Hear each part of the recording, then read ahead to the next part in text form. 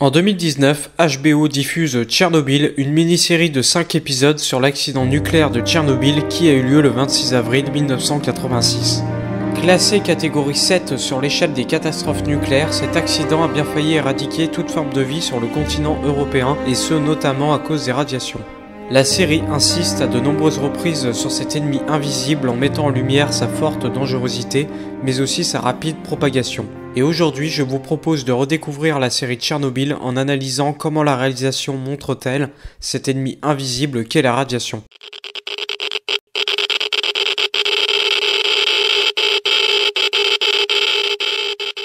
Il y a énormément de gros plans dans cette série qui servent à accentuer le danger des radiations. Je pense tout particulièrement à l'épisode 1 quand les pompiers de Pripyat arrivent à la centrale pour éteindre l'incendie. Nous voyons dans cette courte séquence un pompier prenant en main un morceau de graphite. D'apparence anodine, cet objet semble juste être un des nombreux débris de la centrale. Pourtant, quelques minutes après, la réalisation opère à nouveau un gros plan, mais cette fois-ci sur la main du pompier qui brûle dû aux radiations.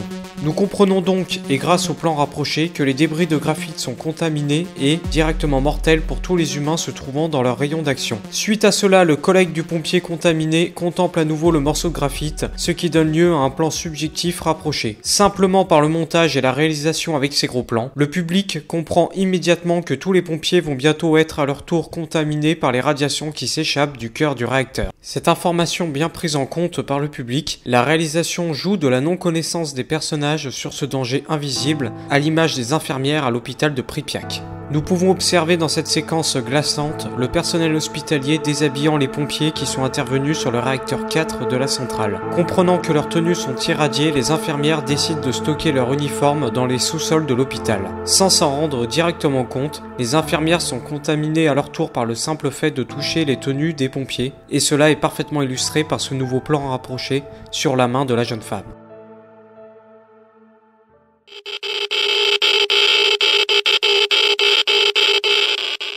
Le son est également un excellent moyen pour rendre présent à l'image cet ennemi invisible comme dans la séquence des liquidateurs. Dans cette dernière, nous pouvons observer des robots humains, c'est-à-dire des hommes qui sont censés nettoyer les morceaux de graphite sur le toit en 90 secondes avant de se relayer avec une autre équipe. Nous suivons donc un jeune homme du début à la fin de cette tâche. Dès son arrivée sur le toit, il est possible d'entendre des bruits électromagnétiques des dosimètres. Plus le nettoyeur se fatigue au fil du temps et plus les bruits s'intensifient avant de disparaître subitement quand ce dernier retourne enfin dans le bâtiment. L'intensification des bruits dans cette scène illustre l'intensité des radiations auxquelles est confronté le jeune homme sur le toit de la centrale. Sans voir directement les radiations à l'image, le spectateur comprend à l'aide du son que le nettoyeur est confronté à un taux anormal de radiation et que ce dernier a sûrement perdu une partie importante de sa vie sur le toit du réacteur 4.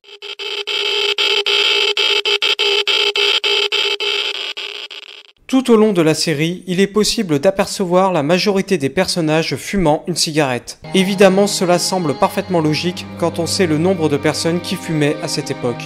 Pour autant, il est possible d'y voir à travers l'objet de la cigarette une illustration de l'ignorance des personnages sur le danger des radiations. Je pense tout particulièrement aux pompiers de Pripyat tels Vassili Ignatenko qui continue de fumer à l'hôpital de Moscou alors qu'il vient d'être soumis à une mortelle dose de radiation. La fumée de la cigarette devient dans cette série l'illustration même de la radiation qui se propage dans l'atmosphère sans inquiéter ses futures victimes. Et on pourrait même dire que la cigarette témoigne du manque de volonté de certains personnages à l'image de Dyatlov, qui, sachant sa forte contamination aux radiations, continue de fumer dans sa chambre d'hôpital. Ce dernier ne souhaite d'ailleurs répondre à aucune question d'Oulana Komuik et semble avoir accepté son destin funèbre, ce que semble illustrer parfaitement la cigarette.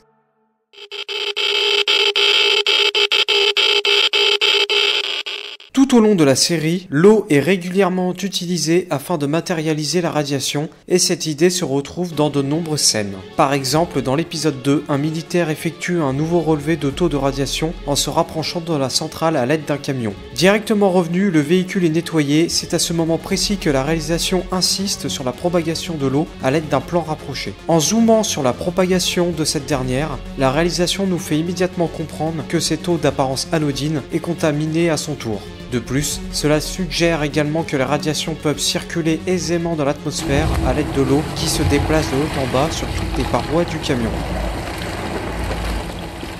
Et c'est déjà la fin de cette vidéo et j'espère qu'elle vous aura plu. J'ai pris beaucoup de plaisir à revoir cette série qui fait partie de mes séries préférées. En tout cas, on se donne rendez-vous très bientôt pour un tout nouveau sujet. Au revoir.